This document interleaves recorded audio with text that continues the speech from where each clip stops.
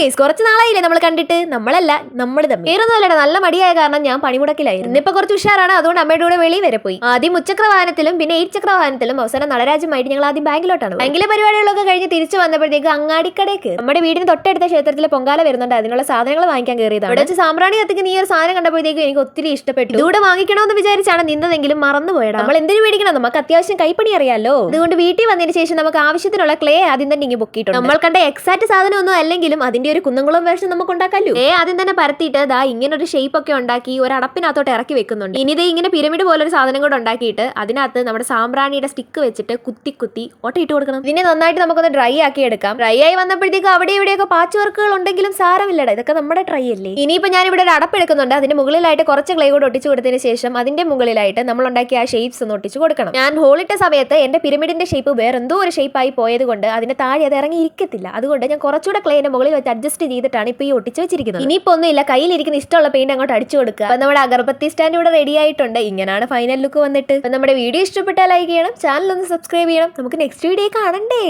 അപ്പം ഇത്രയുള്ളടാ, ബൈ.